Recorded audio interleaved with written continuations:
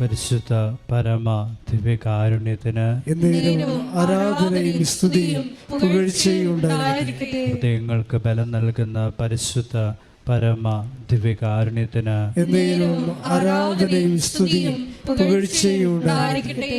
തണുത്തുറഞ്ഞ മനസ്സിനെ ജ്വലിപ്പിക്കുന്ന പരിശുദ്ധ പരമ ദിവ്യകാരുണ്യത്തിന് ആരാധനയും സ്തുതിയും പുകഴ്ചയും ഉണ്ടായിരിക്കട്ടെ.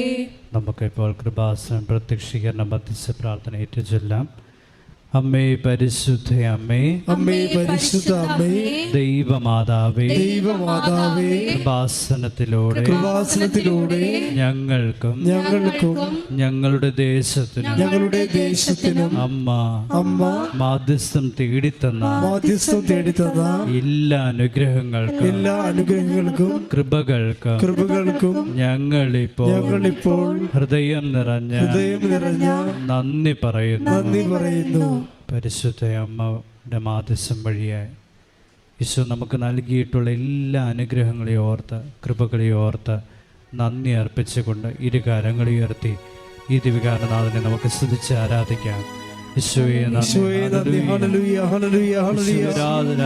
ആരാധന ഈ തിരുമണിക്കൂറിലേക്ക് ഈ ദിനത്തിലേക്ക് ഞങ്ങളെ കൂട്ടിക്കൊണ്ടുവന്നതിന് ഞങ്ങളുടെ കുടുംബത്തിലേക്ക് അങ്ങ് ഇറങ്ങി വരുന്നതിനെ ഓർത്ത് നന്ദി പറഞ്ഞു. യേശുവേ നന്ദി. Hallelujah hallelujah. ആരാധന യേശുവേ നന്ദി.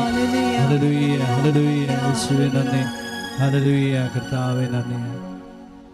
പരിശുദ്ധ പരമ ദിവ്യകാരുണ്യത്തിന് ഞങ്ങളെ സ്നേഹിക്കുകയും പരിപാലിക്കുകയും ചെയ്യുന്ന പരിശുദ്ധ പരമ ദിവ്യകാരുണ്യത്തിന് ഞങ്ങളെ ആശ്വസിപ്പിക്കുന്ന പരിശുദ്ധ പരമ ദിവ്യകാരുണ്യത്തിന്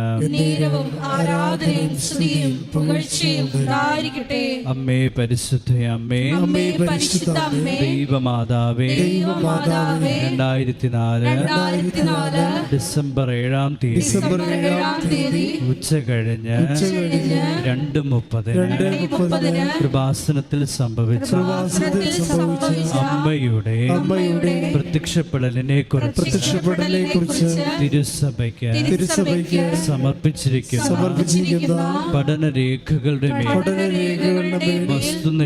വസ്തുനിഷ്ഠവും ദൈവശാസ്ത്ര വിധിപ്രകാരമുള്ളതുമായ അന്വേഷണ പഠനങ്ങൾ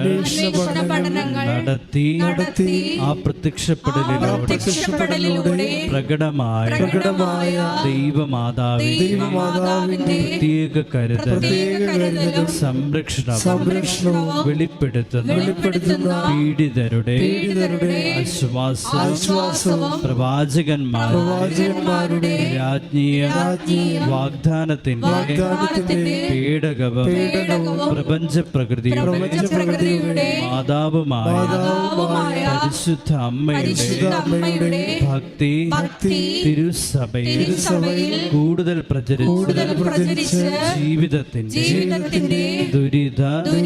ദുരന്ത അവസ്ഥകളിൽ അകപ്പെട്ട് കഴിയുന്ന അനേകായിരം മക്കൾക്ക് ദൈവത്തിന്റെ സാന്നിധ്യവും സന്ധിപ്പും കൂടുതൽ അനുഭവിക്കുക വഴി ആത്മീയ വിശുദ്ധി ദൈവശക്തി കൈവരിക്കുവാൻ ഞങ്ങളുടെ കുടുംബങ്ങളെ ഇടയാക്കണമേ.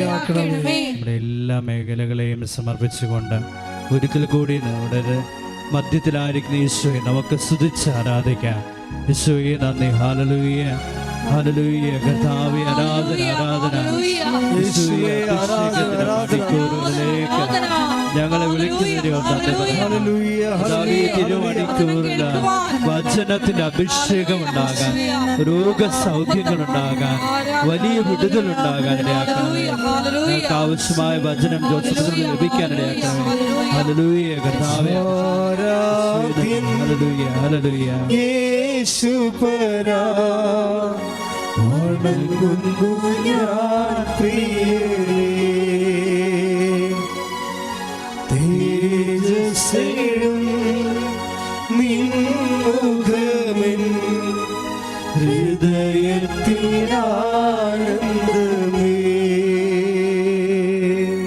ശ്വാസം നമ്മച്ച് നമുക്ക് അവിടുത്തെ ആരാധിക്കാം. പരിശുദ്ധ പരമ ദിവ്യകാരുണ്യത്തിന് ആരാധനയും സ്തുതിയും പുകഴ്ചയും ഉണ്ടായിരിക്കട്ടെ. ഞങ്ങളുടെ കണ്ണീരുകൾ ഒപ്പിയെടുക്കുന്ന പരിശുദ്ധ പരമ ദിവ്യകാരുണ്യത്തിന് ആരാധനയും സ്തുതിയും പുകഴ്ചയും ഉണ്ടായിരിക്കട്ടെ. ഞങ്ങൾക്ക് ജീവൻ നൽകുന്ന പരിശുദ്ധ പരമ ദിവ്യകാരുണ്യത്തിന് ആരാധനയും സ്തുതിയും പുകഴ്ചയും ഉണ്ടായിരിക്കട്ടെ. അമ്മേ പരിശുദ്ധ അമ്മേ, അമ്മേ പരിശുദ്ധ അമ്മേ, ഭൂസ്വലോകങ്ങളുടെ രാജ്ഞിയായ അങ്ങേക്ക് ഭൗമ സംരക്ഷണത്തിനായി പ്രപഞ്ച പ്രകൃതിയെ തന്നെ തിരുസഭ പ്രതിഷ്ഠിക്കുവാൻ ഈ പ്രത്യക്ഷീകരണം വഴി ഇടയാക്കണമേ.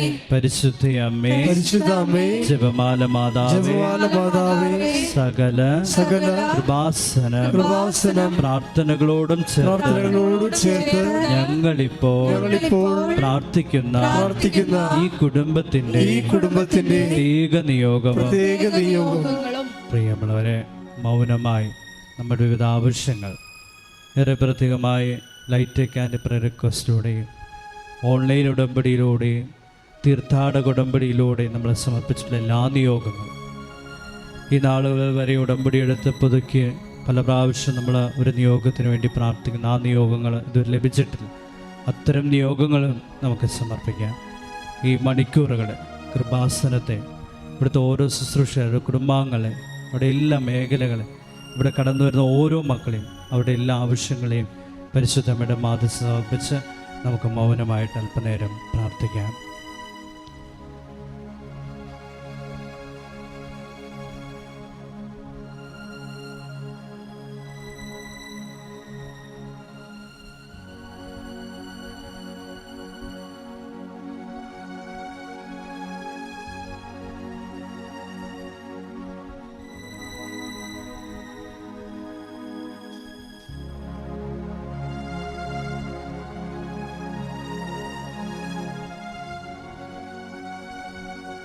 നമുക്ക് ഏറ്റുചൊല്ലാം.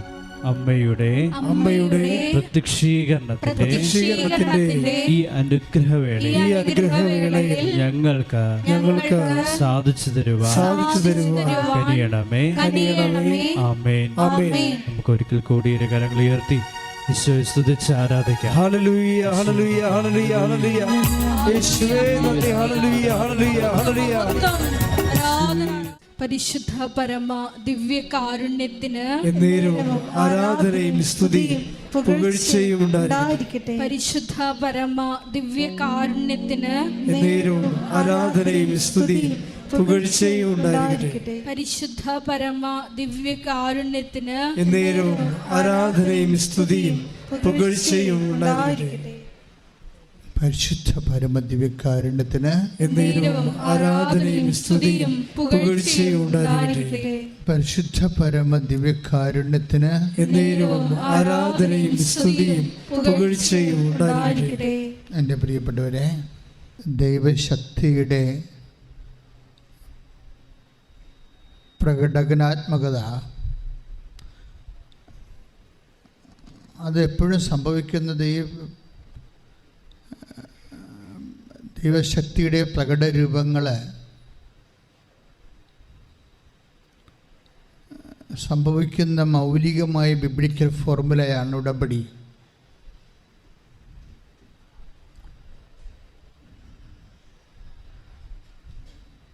ഉടമ്പടിയിൽ എന്തുകൊണ്ടാണ് ഒരു ദിവസം 100ഓളം സാക്ഷ്യങ്ങൾ നമുക്ക് ഒരുമിച്ച് അപ്പ് ചെയ്യാൻ കഴിയുന്നത്?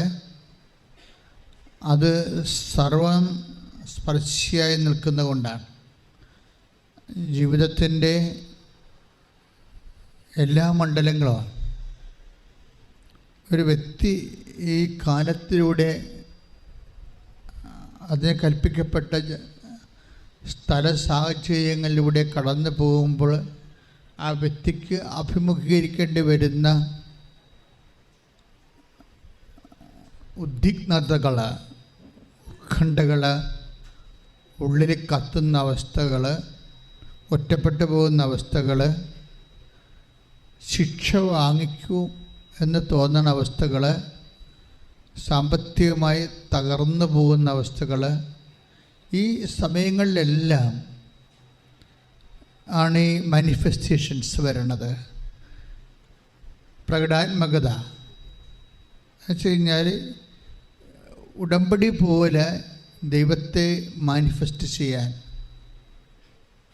പറ്റുന്ന മറ്റ് പ്രാർത്ഥനാ രൂപങ്ങൾ അത്രയ്ക്ക് ലളിതമല്ല. പരിശുദ്ധ കുർബാന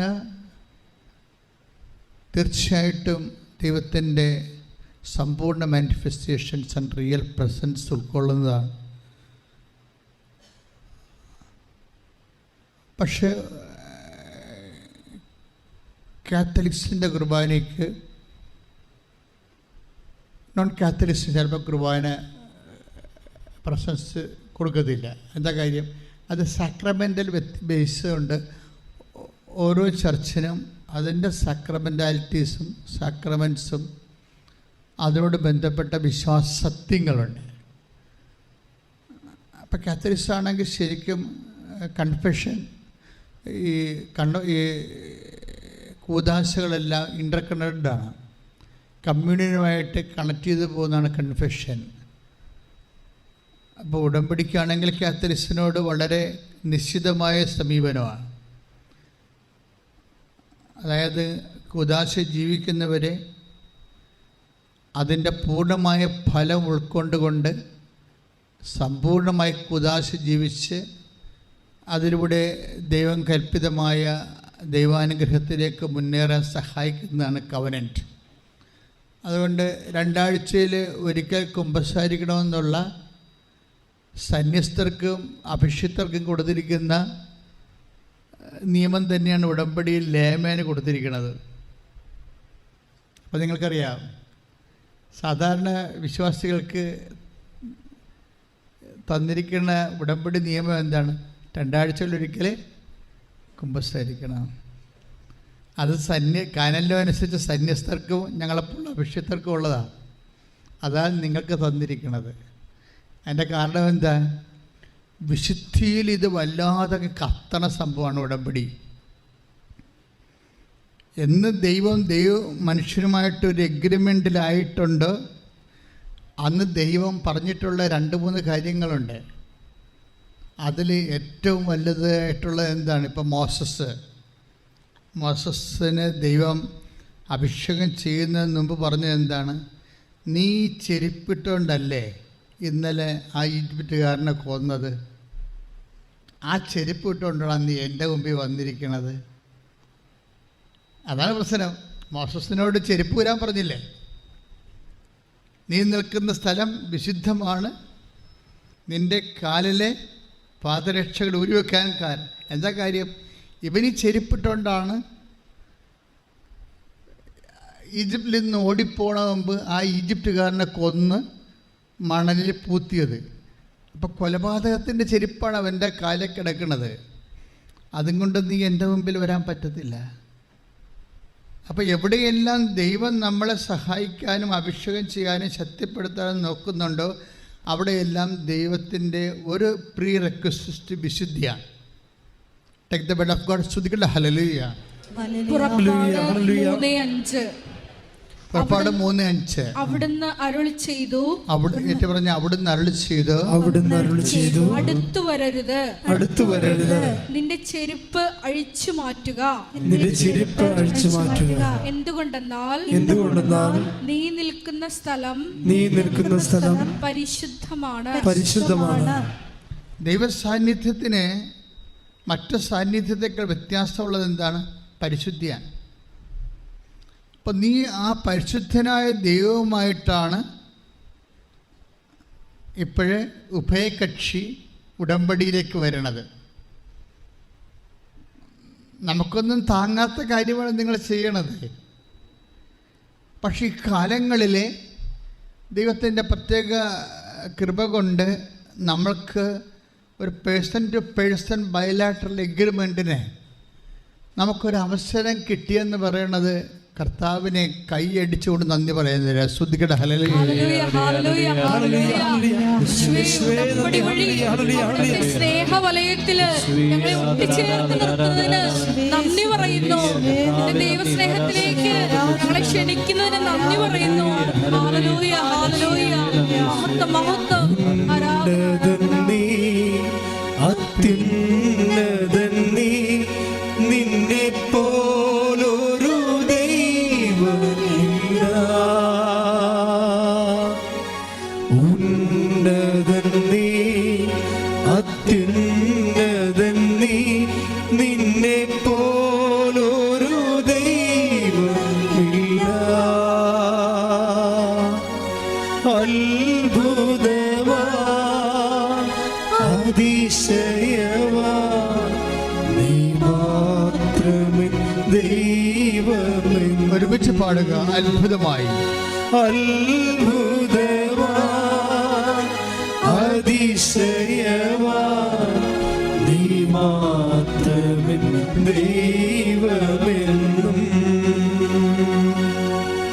പരിശുദ്ധ പരമദിവ്യകാരുണ്യത്തിന് ആരാധനയും സ്തുതിയും പുകഴ്ചയും ഉണ്ടായിരിക്കട്ടെ. അപ്പം വിശുദ്ധിയിലെ ഉന്നതനായ ദൈവത്തോടാണ് ഞാനും നിങ്ങളും ഒരു ഉടമ്പടി ബന്ധത്തിലൂടെ നമ്മൾ ഇൻറ്റിമസിയിലേക്ക് വിളിക്കുന്നത്.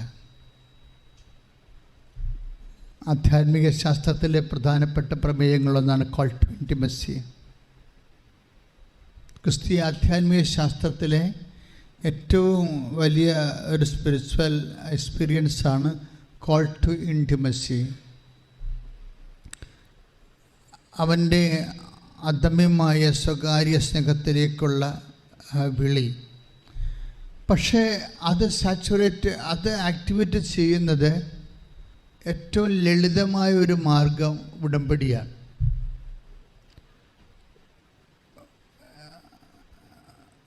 ഉടമ്പടിയിൽ നിങ്ങൾ ചില സമയത്ത് ഉടമ്പടിയെക്കുറിച്ച് വളരെ പെരിഫറലായിട്ടുള്ള ഐഡിയ ഉള്ളവരാണെങ്കിൽ, ഒരു ഈ തൊലിപ്പുറത്ത് ആശയങ്ങളുള്ള ആൾക്കാരാണെങ്കിൽ പറയും ഇതെന്തോ നിയോഗങ്ങൾ നമ്മൾ എഴുതിയിടുമ്പോൾ അതുപോലെ തന്നെ ദൈവം നമുക്ക് തരണ എന്തോ പരിപാടിയാണ് എന്ന് പറയും. അത് ABCD ആയിട്ടുള്ള ആൾക്കാർ ആ വിശ്വാസത്തിന് ആ നിലവാരമുള്ളവർ അങ്ങനെ ചിന്തിക്കുന്നതിൽ തെറ്റൊന്നുമില്ല. പക്ഷെ ഇതിൻ്റെ യഥാർത്ഥ മുഖം ഭയങ്കര ഹൃദ്യമാണ്.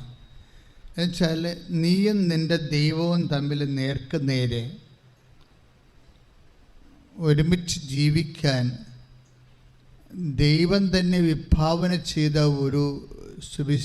ഒരു ആധ്യാത്മിക ഫോർമുലയുടെ അടിസ്ഥാനത്തിൽ നിങ്ങൾക്ക് ഒരുമിച്ച് ജീവിക്കാൻ സാധിക്കുന്നു എന്നുള്ളതാണ് ഉടമ്പടിയുടെ ഏറ്റവും വലിയ ഒരനുഗ്രഹം. നമ്മൾക്കുണ്ടാകുന്നൊരു ഗുണം ആൾക്കാർക്ക് ഇപ്പോൾ ഇന്നലെയൊക്കെ ഇപ്പോൾ ശരവണൻ എന്ന് പറഞ്ഞ് ഇന്നലെ ഒരു അടിപൊളി സാക്ഷ്യമുണ്ട്, ഇന്നിട്ടിട്ടുണ്ട് ഞാനത്.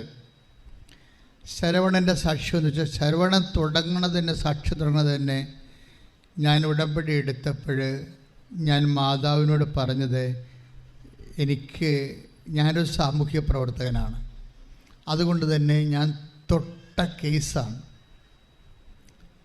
14 വർഷമുള്ള കേസുണ്ട്, 9 വർഷമുള്ള കേസുണ്ട്, 3 വർഷമുള്ള കേസുണ്ട്. കേസ് കഴിഞ്ഞിട്ട് എനിക്ക് നാട്ടിൽ നിന്ന് പോകാൻ പറ്റണില്ല. പക്ഷേ എൻ്റെ മനസ്സ് പറയുന്നു ഉടമ്പടി എടുക്കുമ്പോൾ മാതാവ് കോടതി വരുമെന്ന്. അപ്പോൾ ശരവണൻ്റെയൊക്കെ നിങ്ങളത് ഒന്ന് ശ്രദ്ധിച്ചാൽ മനസ്സിലാവും ആ മനുഷ്യൻ എന്തുമാത്രം ഫെയ്ത്ത് അതിൻ്റെ അകത്ത് ഇൻവെസ്റ്റ് ചെയ്യുന്നുണ്ടെന്ന്. ഈ ഫ്രഷ് ഹാൻഡ്സ് ഉണ്ടല്ലോ, അടിപൊളിയാണ്. ഫ്രഷ് ഹാൻഡ്സ് എന്ന് പറഞ്ഞത് ആരാണ്? പുതുതായിട്ട് വിശ്വാസത്തിൻ്റെ വഴികളിലേക്ക് വരുന്ന ആൾക്കാർ നല്ല ഇൻവെസ്റ്റ്മെൻറ്റാണ് അവർ ചെയ്യണത്. കാര്യം വെച്ചാൽ അവർ ഞാൻ പറയുന്ന കാര്യങ്ങളെല്ലാം കുഞ്ഞുങ്ങൾ തേന് കുടിക്കണ പോലെ കുടിക്കും. മറ്റുള്ളവരാണെങ്കിൽ അതിനെക്കുറിച്ച് അവരൊന്ന് വെയിറ്റ് ആൻഡ് സീ ആയിട്ട് നോക്കും. ഈ വെയിറ്റ് ആൻഡ് സീ വരട്ടെ നോക്കട്ടെ, ഇത് ഉടമ്പടിന് അടയാളം കിട്ടുമോ എന്ന് നോക്കട്ടെ, അല്ലേ? അടയാളം കിട്ടുമോ എന്ന് നോക്കട്ടെ എന്ന് പറയത്തില്ലേ? ഇത് ഉടമ്പടിയുടെ ഒരു ഡേഞ്ചറായിട്ടുള്ള ഒരു അപ്രോച്ചാണ്, സമീപനമാണ്. നമ്മൾ ആദ്യം പറയും എന്താണ്, ഏതെങ്കിലും ഒരു അടയാളമെങ്കിലും കിട്ടുമോ എന്ന് നോക്കട്ടെ. എന്നിട്ട് ഞാൻ ഇതിൻ്റെ അകത്ത് ഇൻവെസ്റ്റ് ചെയ്യാം. ഇത് നിങ്ങൾക്ക് ചില സമയത്ത് ചിലർക്ക് പറ്റാൻ സാധ്യതയുള്ള ഒരു അപകടമാണ്. നിങ്ങൾ ആരോടാണ് ഈ അടയാളം ചോദിക്കണത്? ദൈവത്തോട് അല്ലേ? ദൈവം നിങ്ങളുടെ കുമ്പാരിയാണോ? നിങ്ങളുടെ ആലപ്പുഴ ഭാഷയിൽ ഉള്ള ഒരു സംഭവമാണ് കുമ്പാരി. കൊച്ചി ഭാഷയിൽ എന്നുവെച്ചാൽ തലതൊട്ടപ്പനെ കുമ്പാരി എന്ന് വിളിക്കുന്നത്. കൊമ്പാദർ സഹ. കുമ്പെന്ന് വെച്ചാൽ കും എന്നൊക്കെ പറഞ്ഞു കഴിഞ്ഞാൽ സഹ എന്നർത്ഥം. എന്നുവെച്ചാൽ കൂടെയുള്ള ആൾ, കൂടെയുള്ള അപ്പൻ, പകരം അപ്പൻ, സബ്സ്റ്റിറ്റ്യൂട്ട്, ആത്മീയ പിതാവ് എന്നൊക്കെ എൻ്റെ അർത്ഥം. പക്ഷെ ഇതുപോലെ ദൈവത്തിന് നമ്മൾ ഇങ്ങനെ വളരെ ഒരു സിമ്പിളായിട്ട് കാണുന്നവരാണ് ഈ ഒച്ചിനെപ്പോലെ ഇരിക്കുന്ന മനുഷ്യൻ. ഒരു കൃമികിടത്തിനേക്കാളും വിലയില്ലാത്തൊരു മനുഷ്യൻ ദൈവത്തിനോട് അടയാളം ചോദിക്കുന്നത് എന്ത് ബേസിലാണ്? താൻ ആരോ ആണെന്നുള്ള അഹങ്കാരത്തിൻ്റെ ബേസിലാണ്. അല്ല പിന്നെ ഇങ്ങനെ ദൈവത്തോട് അടയാളം ചോദിക്കണേ? ബുദ്ധിയും ബോധമുള്ളവൻ ദൈവത്തോട് അടയാളം ചോദിക്കുമോ? നമ്മൾ ആരാണ്? ദൈവത്തിൻ്റെ അയൽവാസിയാണോ? പിന്നെ നമുക്കുള്ള ബന്ധമെന്ന് പറയണത്, നമുക്കൊരു ബന്ധമുള്ളത് വെച്ചാൽ ദൈവം നമുക്ക് വേണ്ടി ഇൻവെസ്റ്റ് ചെയ്യാൻ തയ്യാറായി. അവൻ ക്രൂശിക്കപ്പെടാനും അവൻ്റെ മരണം നമുക്ക് വേണ്ടി മരിക്കുവാനും അവൻ തയ്യാറായപ്പോൾ അവൻ നമ്മളെ ആരുമായിട്ട് കാണുന്നു, വിലയുള്ളവനായിട്ട് കാണുന്നു. അപ്പം ക്രിസ്തു അനുഭവിച്ച പീഡാസനങ്ങളുടെ ബേസ്മെൻറ്റിലാണ് നമ്മൾക്ക് ഒരു ദൈവത്തിൻ്റെ തിരുസന്നിധിയിൽ ഒരു നിലനിൽപ്പ് കിട്ടിയിരിക്കുന്നത്. പക്ഷെ ആ നിലനിൽപ്പ് വീണ്ടും നമ്മൾ അടയാളം ചോദിച്ചുകൊണ്ട് ആ നിലനിൽപ്പിന് കളങ്കം ചാർത്തരുത് എന്ന് ഞാൻ പറഞ്ഞതിൻ്റെ അർത്ഥം നിങ്ങൾക്ക് മനസ്സിലായോ? ഉടമ്പടി എടുക്കുന്നവർ ആദ്യം നിങ്ങളോട് ആ നിബന്ധനകൾ നിങ്ങൾ നിറവേറ്റണം മര്യാദയ്ക്ക്. അടയാളം പിന്നെ വരും. നമ്മൾ ദൈവത്തിന് അടയാളം ചോദിച്ചു കഴിഞ്ഞാൽ നമ്മൾ ദൈവത്തെ പരീക്ഷിക്കണ പോലെ വരത്തില്ലേ? അവിടെ ഒരു പ്രശ്നം വരും. അങ്ങനെ ചോദിക്കരുത്.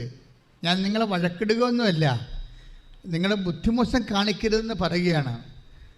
അടയാളത്തിന് വല്ല അല്ലെ ദൈവം ഒരിക്കലും നിങ്ങളുടെ ഉടമ്പടി അക്സെപ്റ്റ് ചെയ്താൽ നമ്മൾ അണക്കെട്ട് തുറന്നു വിട്ടിരിക്കണ പോലുള്ള അനുഭവമാണ്. അത്രക്ക് ആണ് നമുക്ക് ദൈവം നമ്മളെ അനുഗ്രഹിക്കും. ഇപ്പം ശരവണൻ്റെ കേസ് പെട്ടത്. ശരവണൻ്റെ കേസ് എന്താണ്? അദ്ദേഹം സാമൂഹ്യ പ്രവർത്തനകാരന് ഒരു ട്രിവാൻഡ്രത്താണ്. ഒരു അദ്ദേഹത്തിൻ്റെ അടുത്തുണ്ടായിരുന്ന സബ് രജിസ്ട്രാർ ഓഫീസ് വേറെ ഒരു താലൂക്കിലേക്ക് മാറ്റാൻ പോകുന്നു എന്നും പറഞ്ഞ് രജിസ്റ്റർ ഓഫീസ് മാറ്റാൻ പോകുന്നു. വേറെ ഒരു പഞ്ചായത്ത്, താലൂക്കല്ല പഞ്ചായത്തിലേക്ക്, വേറെ ഒരു പഞ്ചായത്തിലേക്ക് ഗവൺമെൻറ് ഹൈക്കോടതി ഇടപെട്ട് മാറ്റാൻ പോകുന്നു എന്നും പറഞ്ഞ് അതിൻ്റെ പേരിൽ വലിയ പീപ്പിൾസ് ക്യാമ്പയിൻ ഉണ്ടായി, ജനകീയമായ ഒരു മുന്നേറ്റവും ഉണ്ടായി. പക്ഷേ ഹൈക്കോടതി വിധിയായത് കാരണം മുന്നേറ്റത്തിൽ പങ്കെടുത്ത ആൾക്കാരെല്ലാം പ്രതികളായി. എല്ലാവരും പ്രതികളായി. ഈ പ്രതികളായി കഴിഞ്ഞാൽ അതെല്ലാം ക്രിമിനലായിട്ടാണ് പോണത്, സിവിലല്ലല്ലോ, ക്രിമിനലാണ്. അപ്പോൾ ഗവൺമെൻറ് വാദിയും ഇവരെല്ലാം പ്രതികളുമാണ്. ഇപ്പോൾ വാദികൾക്ക് 5 പൈസ മുടക്കേണ്ട കാര്യമില്ല. ഇവർ പ്രതികളാണ്. ഇവർക്ക് വല്ല പാസ്പോർട്ടും കിട്ടുക, വല്ല കാലത്തും രക്ഷപ്പെടാപ്പെട്ട് പോകാൻ പറ്റുക, അന്വേഷണം വരുമ്പോൾ ഒക്കെ എല്ലാം കുടുങ്ങി നാട്ടിൽ തന്നെ കിടക്കുകയും. ഇതിങ്ങനെ ഒരു കേസല്ല, അങ്ങനെ 9 കൊല്ലം പഴക്കമുള്ള കേസുണ്ട്. അതുപോലെ തന്നെ 3 കൊല്ലം പഴക്കമുള്ള കേസെല്ലാം വ്യത്യസ്തമായ കേസുകളാണ് ഉള്ളത്.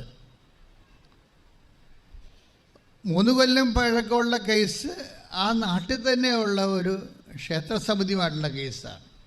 9 കൊല്ലം പഴക്കമുള്ള കേസെന്ന് പറയുന്നത് ഒരു സ്ഥലം വാങ്ങിക്കാൻ പുള്ളിക്കാരൻ ഒരു സ്ഥലം വാങ്ങിച്ചു. അപ്പോൾ ആ സ്ഥലം നേരത്തെ കണ്ടുവെച്ചെന്നൊരു വാങ്ങിക്കാൻ ആഗ്രഹിച്ച ആൾക്കാരുണ്ടായിരുന്നു. ഒരു കാര്യം കൂടെ പോക്കണ്ടില്ലേ, നമ്മളൊക്കെ സ്ഥലം മേടിക്കണതാണ്, നമുക്കൊരു പ്രശ്നവുമില്ല. ചില ആൾക്കാർക്ക് ഇങ്ങനെ പുറകെ നടന്ന് പ്രശ്നങ്ങളിങ്ങനെ പുറകെ നടക്കും. അങ്ങനെ ഒരാളാണ് ശരവണൻ. ഇവർ ആ വാങ്ങിച്ച സ്ഥലത്ത് താമസിക്കാൻ ചെന്നപ്പോഴെന്താണ്, ഈ സ്ഥലം വാങ്ങിക്കാൻ ആഗ്രഹിച്ചു പോയ ആൾക്കാർ ഇവരുമായിട്ട് ബോൾത്തയായി, അടിപിടിയായി, അതും കേസായി. 9 കൊല്ലം. അപ്പോൾ 14 കൊല്ലത്തെ കേസ് 9 കൊല്ലത്തെ കേസ്, 3 കൊല്ലത്തെ കേസുകൾ ഇങ്ങനെ മാറ്റി മാറ്റി വെച്ചുകൊണ്ടിരിക്കും. അപ്പോൾ ശരവണത് പറയുന്നുണ്ട്, ജഡ്ജി വരുമ്പോൾ APP വരത്തില്ല, APP വരുമ്പോൾ വക്കീൽ വരത്തില്ല, വക്കീൽ വരുമ്പോൾ സാക്ഷിയായ പോലീസ് വരത്തില്ല. ഞാനും എൻ്റെ 2-3 കേസുള്ളതിന് ഞാനും കോടതി അനുഭവിക്കുന്ന പ്രശ്നമായതുകൊണ്ട് എനിക്ക് പെട്ടെന്ന് മനസ്സിലായ കേസ്. ഞാനൊരു അർത്തിങ്കൽ പഞ്ചായത്ത് വേണമെന്നും പറഞ്ഞ് അവിടെ കളക്ടറിൻ്റെ വാതിക്ക് സമരം ചെയ്ത് കടൽ കയറിയപ്പോൾ ഈ നേരെ പടിഞ്ഞാറ് കാട്ടൂർ റോഡ് ഉപരോധം സമരത്തിൽ പങ്കെടുത്ത് എല്ലാം കേസായി. സാമൂഹ്യ പ്രശ്നങ്ങളാണ്, സാമൂഹ്യ പ്രശ്നത്തിൽ ഇടപെടുമ്പോൾ ഉണ്ടാകുന്ന കേസുകളാണ്. പക്ഷേ നമ്മൾ കോടതി ചെല്ലുമ്പോൾ നമുക്കുണ്ടാകുന്ന പ്രശ്നം അതാണ്. കാര്യം എന്താണ്? APP വരേണ്ട സമയത്ത് ജഡ്ജി വരത്തില്ല, ജഡ്ജി ഉള്ളപ്പോൾ സാക്ഷിയായിട്ടുള്ള പോലീസ് വരത്തില്ല. അപ്പം അപ്പം നമ്മൾക്ക് മാറ്റി മാറ്റി വെക്കും. 14 കൊല്ലം കേസ് മാറ്റി വെച്ചിരിക്കുകയാണ്. 14 കൊല്ലം കേസ് മാറ്റി വെച്ചപ്പോൾ എത്രയോ രൂപ വക്കീലിന് കൊടുക്കേണ്ടി വരും, എത്രയോ രൂപ വക്കീലിന് കൊടുക്കേണ്ടി വരും. എത്രയോ നമ്മുടെ ജോലികളിൽ ഒരു ആഴ്ചയിൽ, ഒരു മാസം, ഒരു ദിവസം വെച്ച് എത്രയോ വർക്കിംഗ് ഡേയ്സ് നഷ്ടപ്പെടും. എന്തെങ്കിലും സാമ്പത്തിക ബാധ്യതയും ഭാരവും ഉണ്ടാകും ഇതുപോലെ. അപ്പോൾ ഇതെല്ലാം അതാ മനുഷ്യൻ കുരുങ്ങി മടുത്ത് കഴിഞ്ഞപ്പോൾ അവസാനമാണ് ഈ നമ്മുടെ യൂട്യൂബിൻ്റെ ലിങ്കെല്ലാം കിട്ടണത്. അപ്പം അദ്ദേഹം ഇവിടെ വന്ന് കാര്യങ്ങളൊക്കെ നോക്കി നടന്ന് മനസ്സിലാക്കിയപ്പോൾ അദ്ദേഹത്തെ മനസ്സിലായി, ഈ സഞ്ചാരി മാതാവ് എങ്ങനെ ജഡ്ജിയോട് വന്ന് നേരിട്ട് സംസാരിക്കണമെങ്കിൽ എൻ്റെ പ്രശ്നം തീരും. പ്രശ്നമാണ് ഒരു മനുഷ്യൻ ഇവിടെ വരുമ്പോൾ ചില ആൾക്കാർ ഇവിടെ വന്ന് കറങ്ങിത്തിരിഞ്ഞ് നോക്കിയെന്ന് വെച്ചാൽ പറയും, അവിടെ കച്ചവടം എടുത്തിട്ട് ബിസിനസ് സെൻറ്റർ പോലെ തോന്നാറില്ല എന്ന് പറഞ്ഞിട്ട് അങ്ങനെ സാക്ഷ്യം പറഞ്ഞിട്ടുണ്ട്. ഞങ്ങളാണിവിടെ കുർബാനപ്പണം പോലും എഴുതി വെച്ചിട്ടില്ല, കുർബാനപ്പണം മെഡിക്കൽ സ്ഥലമൊന്നും പോലും എഴുതി വെച്ചിട്ടില്ല. എന്നാലും ചിലർക്ക് ആ കണ്ണോടുകൂടി കാണുന്നവർക്ക് അങ്ങനെ തോന്നും. പക്ഷെ ശരവണന് മനസ്സിലായത്, ഈ സഞ്ചാരി മാതാവ് എങ്ങാനും ജഡ്ജിയോട് വന്ന് സംസാരിക്കുകയാണെങ്കിൽ എൻ്റെ പ്രശ്നം തീരുമെന്ന്. അത് പറഞ്ഞാണ് അദ്ദേഹം ഉടമ്പടി എടുക്കുന്നത്. ഉടമ്പടി എടുത്തിട്ട് ഈ മനുഷ്യൻ ഈ വിഷയത്തിൽ തന്നെ അമ്മയെ ജഡ്ജിയെ കാണണം, APP കാണണം, അതുപോലെ തന്നെ വക്കീലിനെ കാണണം. ഇവരെല്ലാം കൂടി ഒരുമിച്ച് വന്ന് എൻ്റെ കേസ് തള്ളിപ്പോണം, അമ്മ തന്നെ കോടതി വരണം. ഇത് നമ്മൾ പറയുമ്പോൾ വളരെ നമുക്ക് ആ മനുഷ്യൻ സാക്ഷ്യം പറയുമ്പോൾ നമുക്ക് മനസ്സിലാകും ഇത് ചങ്കെക്കൊണ്ടുള്ള ഒരു ഏർപ്പാടാണെന്ന്. ചില ആൾക്കാർക്ക് ഉടമ്പടി ചുണ്ടെക്കൊണ്ടുള്ള ഏർപ്പാടാണ്. എന്തോ ഒരു പ്രത്യക്ഷയുടെ പ്രാർത്ഥന ചൊല്ലിയിട്ട് അവരാ പടം മടക്കി വെക്കും. അത്ര ചെയ്യത്തുള്ളൂ. ഉടമ്പടിയിൽ രാവിലെ എഴുന്നേറ്റ് നീലത്തിരി കത്തിച്ച് പ്രത്യക്ഷയുടെ പ്രാർത്ഥന എന്ന് പറയും. പ്രാർത്ഥന ചൊല്ലിയ അവരെ അതുകൂടെ പോസ്റ്റ് ചെയ്യും. അതാണ് ചുണ്ടെക്കൊണ്ട് ചെല്ലണത്. ഈ ജന്മം ഉടമ്പടി എടുത്താൽ നിങ്ങൾ രക്ഷപ്പെടത്തില്ല. കാര്യം എന്താണ്? ഉടമ്പടിയുടെ കാമ്പിലേക്ക് പോകുന്നില്ല. ആ ചുണ്ടുകൊണ്ടുള്ളൊരു വ്യാപാരം കൊണ്ട് ചാപ്റ്റർ ക്ലോസ് ചെയ്യുക, വർക്കൗട്ട് ചെയ്യത്തില്ല. ഇത് ശരവണൻ ചുണ്ടെക്കൊള്ളുകയല്ല, ചങ്കെക്കൊള്ളുകയാണ്. അമ്മ ഓഫീസിൽ വരുമെന്നും ജഡ്ജിയെ കാണുമെന്നും ആ മനുഷ്യൻ വിശ്വസിക്കുക മാത്രമല്ല, അമ്മയോട് പറയുകയും അമ്മ വരണം, അമ്മ വന്നില്ലെങ്കിൽ എനിക്ക് നിലനിൽപ്പില്ല, അമ്മ വന്നില്ലെങ്കിൽ. പക്ഷേ അമ്മ വന്നില്ലെന്ന് വെച്ച് കഴിഞ്ഞാൽ നിലനിൽപ്പില്ലെന്ന് പറയുമ്പോൾ ഒരു വിശ്വാസി അമ്മയോട് വളരെ പൈതൃകമായ മാതൃത്വപരമായിട്ട് ആ ഒരു മൈൻഡ് സെറ്റോടു കൂടി നമ്മളെ വിശ്വസിച്ച് അമ്മയോട് നമ്മുടെ ജീവിതം ഏൽപ്പിക്കുമ്പോൾ എന്താ സംഭവിക്കണത്? ഈ ശരവണൻ്റെ കോടതിയിൽ മാതാവ് ചെല്ലും. ഒരു കേസല്ല,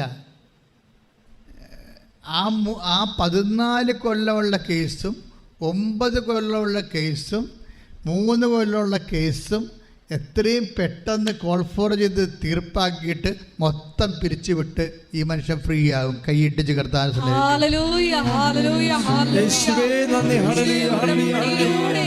സമയബന്ധിതമായി ഞങ്ങളുടെ ജീവിതത്തിൽ പ്രവർത്തിച്ച് ഞങ്ങളെ സാക്ഷികളായി ഉയർത്തുന്നതിന് നന്ദി പറയുന്നു. Hallelujah, hallelujah.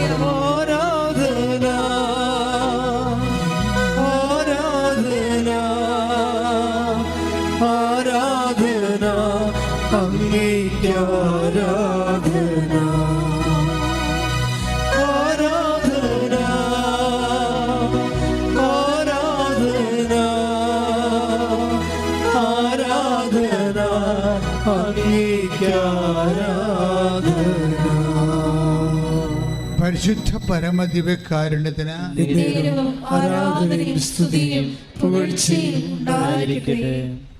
നിങ്ങൾ ആദ്യം ചിന്തിച്ചത് ഒരു കേസ് 14 കൊല്ലത്തെ കേസ് മാറിയത്. അങ്ങനെയല്ല.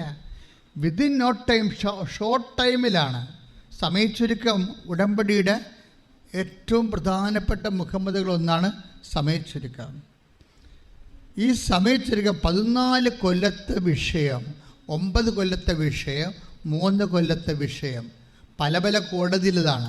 ഇപ്പം എല്ലാ കോടതി, അതായത് 3ാമത്തെ കേസ് ചെയ്യുമ്പോൾ ഇവനിങ്ങനെ ഉടമ്പടി കാശുരൂപ ഇങ്ങനെ മുത്തിക്കൊണ്ട് ആണ് പ്രാർത്ഥിക്കണത്. പ്രത്യക്ഷീകരണ പ്രാർത്ഥിച്ചാലാണത്. എനിക്ക് വേറെ ഓപ്ഷനൊന്നുമില്ല. കാര്യം SA ആണ് വിളിപ്പിച്ചിരിക്കുന്നത്. SA വിളിപ്പിച്ചിരിക്കുമ്പോൾ കേസ് കൊടുത്ത ആൾക്കാരുടെ പക്ഷത്ത് SA നിൽക്കരുത്. അമ്മ SAയോട് പറയണം, അവർക്ക് സംസാരിക്കാൻ അമ്മ ഒരു അവസരം കൊടുക്കരുത്. അവർ ചോദിക്കുക മാത്രമേ ചെയ്യാവൂ. ഈ ടേംസ് ആൻഡ് കണ്ടീഷൻസൊക്കെ ഫിറ്റ് ചെയ്യണമെന്നറിയാവോ? അതായത് ചോദിച്ചു വരുമ്പോൾ ആരെങ്കിലും നുണ പറയും, പിന്നെ അതിനെ ഉറപ്പിക്കാൻ വേണ്ടി അവർ വേറെ നുണ പറയും, പിന്നെ ഇത് ഇവിടെ ചെന്ന് എത്താൻ വരും. പക്ഷേ എന്നാ പറ്റിയണത്? ഈ ശരവണം പറഞ്ഞ പോലെ തന്നെ അവനോട് പറഞ്ഞിട്ടുണ്ട്, അമ്മ പറഞ്ഞിട്ടുണ്ട്, ഞാൻ അവരെ കൊണ്ട് സംസാരിപ്പിക്കത്തില്ലെന്ന്. എന്നിട്ട് ഈ മനുഷ്യൻ ഈ ഉടമ്പടി കാശിലും മുത്തിക്കൊണ്ട് പ്രത്യക്ഷീകരണ പ്രാർത്ഥന ചൊല്ലിക്കൊണ്ടേയിരിക്കും. അവിടെ നിന്നുണ്ട് വിശ്വാസം പ്രയോഗിക്കുന്നതാണ് പ്രശ്നം. നമുക്കറിയാം വിശ്വാസത്തെ പ്രയോഗിക്കുന്ന രീതികൾ, അതിൻ്റെ അകത്ത് നമ്മുടെ സിൻസിയറിറ്റി വേണം. വിശ്വാസ പ്രയോഗത്തിലെ നമ്മുടെ സിൻസിയറിറ്റി, നമുക്ക് ഇതിൻ്റെ അകത്ത് വരുന്നത്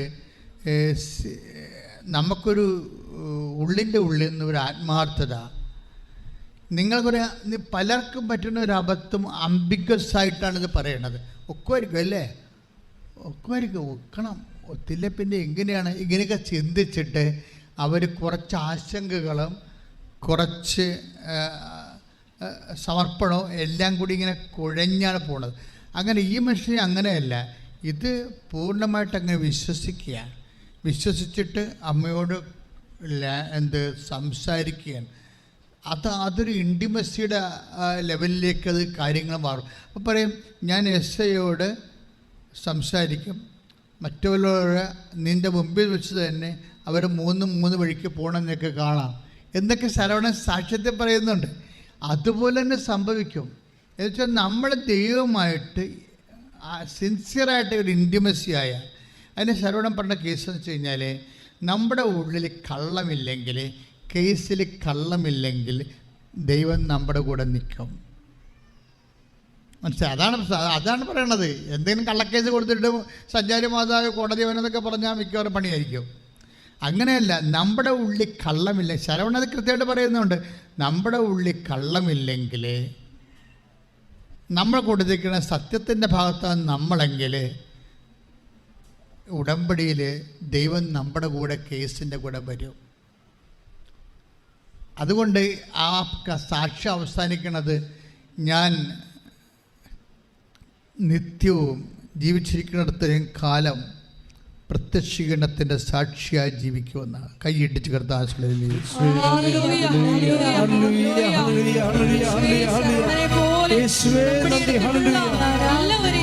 ഓരോരുത്തരെയും പ്രത്യക്ഷീകരണത്തിന്റെ സ്ഥിരസാക്ഷികളായി ഉയർത്തണമേ എന്ന് പ്രാർത്ഥിക്കുന്നു.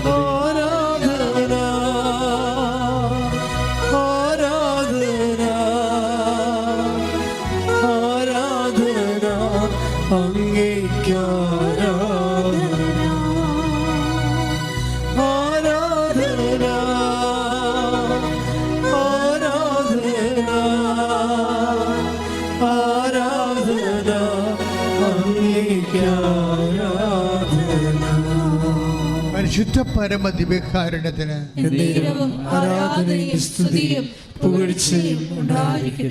ഈ പ്രസൻസ് എന്തുകൊണ്ടാണ് ഇങ്ങനെ പ്രസൻസ് സംഭവിക്കണത്? സാന്നിധ്യം സംഭവിക്കണത് എന്തുകൊണ്ടാണ്? സാന്നിധ്യം നമുക്ക് ഉടമ്പടി എടുക്കുമ്പോൾ നമ്മുടെ ജീവിത മണ്ഡലങ്ങളിൽ, നമ്മൾ ഒറ്റപ്പെട്ടു പോകുന്ന സാഹചര്യങ്ങളിൽ, നമ്മൾ വേദനപ്പെട്ട് പോകുന്ന സാഹചര്യങ്ങളിൽ എന്തുകൊണ്ടാണ് ദൈവത്തിൻ്റെ സാന്നിധ്യം പ്രകടമാകണത്? അതിൻ്റെ കാരണം അത് വാഗ്ദാനത്തിൻ്റെ ഭാഗമായത് കൊണ്ടാണ്. ഉടമ്പടി എന്തിനെ അടിസ്ഥാനപ്പെടുത്തിയ പ്രാർത്ഥനയാണ്?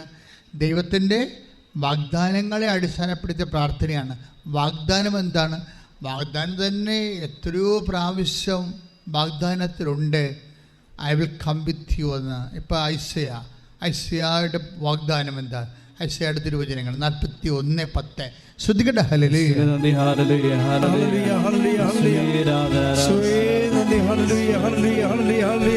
ഐസയ 41:10. ഭയപ്പെടേണ്ട, ഏറ്റു പറഞ്ഞ ഭയപ്പെടേണ്ട, ഞാൻ നിന്നോട് കൂടെയുണ്ട്. സംഭ്രമിക്കേണ്ട, ഞാനാണ് നിന്റെ ദൈവം. ഒന്ന് പറഞ്ഞ ഭയപ്പെടേണ്ട, ഞാൻ നിന്നോട് കൂടെയുണ്ട്. സംഭ്രമിക്കേണ്ട, ഞാനാണ് നിന്റെ ദൈവം. നെക്സ്റ്റ് വേഴ്സുകൾ ശ്രദ്ധിക്കട്ടെ. ഹല്ലേലൂയ.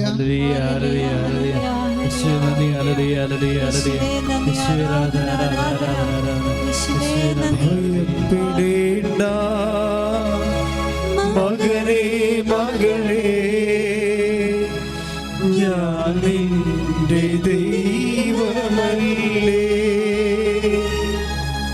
കരയരുതേ ഇനി എൻ കൺമണി, ഞാൻ നിന്റെ കൂടെയുണ്ട്.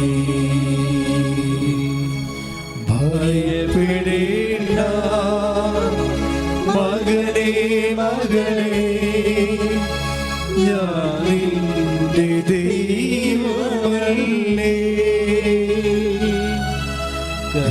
കരയരുതേ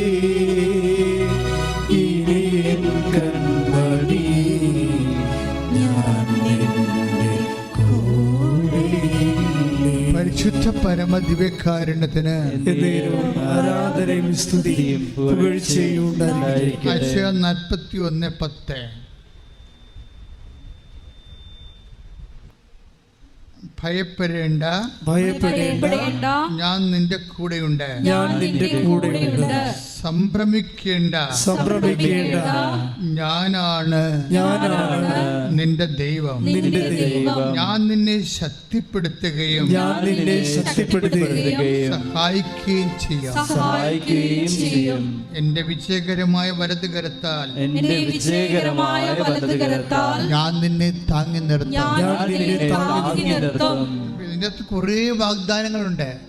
ഈ പ്രസൻസ്, ദൈവത്തിൻ്റെ സാന്നിധ്യം വെറുതെ ഒരു കേവലമായ ഇനാക്റ്റീവ് പ്രസൻസ് അല്ല. ദൈവത്തിൻ്റെ സാന്നിധ്യം എന്തിനു വേണ്ടിയാണെന്ന് പറയുന്നുണ്ട്. എന്താണ് പറയുന്നത്? അതായത് ഭയപ്പെടേണ്ട, ഞാൻ നിൻ്റെ കൂടെയുണ്ട്, നീ സംഭ്രമിക്കേണ്ട. ഇപ്പം എന്തൊരു സംഭ്രമമാണ് കേസിലൊക്കെ അകപ്പെട്ട് കഴിഞ്ഞാൽ ഉണ്ടാകുന്ന. ശരവണയെ 3 കേസല്ലേ ഉണ്ടാകുന്നു. അപ്പോൾ സ്വാഭാവിക സംഭ്രമം ഉണ്ടാകും. പല ജീവിതത്തിൽ നമുക്കുണ്ടാകുന്ന പ്രതികൂലമായ പ്രതികൂല സാഹചര്യങ്ങളെല്ലാം നമുക്കുണ്ടാക്കുന്ന സംഭ്രമമാണ്. ഈ സംഭ്രമത്തിന് ഉണ്ടാകുന്ന ഒരു ഒറ്റമൂലി തന്നെയാണ് ഉടമ്പടി എന്ന് പറയുന്നത്. ആ ഉടമ്പടിയിൽ ആ സംഭ്രമം എങ്ങനെയാണ് ഏറ്റെടുക്കുന്നത്? ദൈവം തൻ്റെ പ്രസൻസ് കൊണ്ടാണ്. ഉടമ്പടി എന്തുമാത്രം പ്രസൻസാണ് പറയണത്. പ്രസൻസ് വ്യത്യസ്തമായ മേഖലകളിലൊക്കെ പ്രസൻസ് പറയണില്ലേ? അത് ദൈവസാന്നിധ്യമാണ്. അപ്പോൾ അതുകൊണ്ടാണ് ചില പറയില്ലേ, ഉടമ്പടി എടുത്തപ്പോൾ തന്നെ എനിക്കൊരു ധൈര്യമായി. എന്താ ഉടമ്പടി എടുത്തപ്പോൾ ധൈര്യമായത്? ഇനി ദൈവം നോക്കിക്കൊള്ളുമെന്ന്. എൻ്റെ കാര്യം എന്ത് വിഷയമായാലും ഇനി ദൈവം എൻ്റെ കൂടെയുണ്ട്. അതുകൊണ്ട് ആൾക്കാരെ ഉടമ്പടി എടുക്കുന്നവർ വളരെ കൃത്യമായിട്ടാണ് ആ സംഭവം എടുക്കുന്നത്. എടുത്തിട്ട് അവർ ദൈവത്തെ കൂടെ നിർത്താൻ പറ്റുന്ന, ഇപ്പം നമ്മൾ ദൈവം കൂടെ നിൽക്കുന്നത് കൊണ്ടാണല്ലോ നമ്മൾ വിശുദ്ധി പാലിക്കണമെന്ന് പറയുന്നത്. അതാണ് പ്രശ്നം. നമ്മൾ എന്തുകൊണ്ടാണ് വിശുദ്ധി പാലിക്കണമെന്ന് പറയുന്നത്? കരിസ്മാറ്റിക് ധ്യാനത്തിലുള്ള വിശുദ്ധി പാലിക്കണമെന്ന് പറയുന്ന ഉദ്ദേശത്തിലല്ല ഉടമ്പടി പറയണത്. ഉടമ്പടിയുടെ വാഗ്ദാനത്തിൻ്റെ ബേസിലാണ് വിശുദ്ധി പാലിക്കാൻ പറയണത്. വാഗ്ദാനം എന്താണ്? വാഗ്ദാനം ഇപ്പോൾ 17:1 നീ എൻ്റെ മുമ്പാകെ ഉണ്ടാകണം. എന്താണ്? നീ എൻ്റെ മുമ്പാകെ ഉണ്ടാകണം, പിന്നെ വിശുദ്ധിയിൽ വ്യാപരിക്കണം. ഇപ്പം ദൈവം ഇപ്പം മോശസിനോടും പറയണതും എബ്രഹാത്തിനോടും പറയണതും പ്രസൻസിനെ കുറിച്ചാണ്. ദൈവത്തിൻ്റെ ഉടമ്പടി എടുക്കുമ്പോൾ മറ്റേത് പ്രാർത്ഥന എടുത്താലും ഈ പ്രസൻസ് അതിൻ്റെ അകത്ത് വിളിച്ച് പറഞ്ഞിട്ടില്ല. ഇപ്പം നിങ്ങൾ പറയത്തില്ലേ, പ്രമാണത്തിൽ അച്ഛ വീട് വെക്കാൻ പറ്റണില്ല, അച്ഛ ഇത് വിൽക്കാൻ പറ്റണില്ല, ഈ സ്ഥലം ചില പറയും അച്ഛ ഈ സ്ഥലം വിൽക്കാൻ പറ്റണില്ല. എന്താണ് കാരണം? അതിൻ്റെ വഴി പ്രമാണത്തിൽ വിളിച്ച് പറഞ്ഞിട്ടില്ലെന്ന്. അതാണ് പ്രശ്നം. ഉടമ്പടി എന്ന് പറയുമ്പോൾ ഉടമ്പടിയിൽ വിളിച്ചു പറഞ്ഞിട്ടുള്ള സംഭവമാണ്. എന്താണ്? പ്രസൻസ്. അപ്പം ഉടമ്പടി എടുക്കുമ്പോൾ നിങ്ങൾ ഓർക്കണം പ്രസൻസ്. നിങ്ങൾക്കറിയാമല്ലോ, അതായത് മോസസ് മരിക്കാൻ പോകുന്ന ഒരു സമയമുണ്ട്. മോസസ് ഉടമ്പടിയുടെ ഏറ്റവും ശക്തരായ പ്രവാചകന്മാരിൽ ഒരാളാണ് മോസസ് ഒരു ജനതയെ മരുഭൂമിയിൽ എങ്ങും എത്താതെ നിൽക്കുകൻ. വാഗ്ദാന നാട്ടിലെത്തിയിട്ടില്ല, ജോർദാൻ പോലും കടന്നിട്ടില്ല. ആ സമയത്ത് വെച്ച് മൊവാബിൽ വെച്ച് മോസസ് മരിക്കാനാകുമ്പോൾ ജോഷുവാനെ വിളിച്ച് പറയുന്ന കുറച്ച് കാര്യങ്ങളുണ്ട്. നമുക്ക് ജോഷുവയുടെ സ്തുതിയുടെ മക്കളെ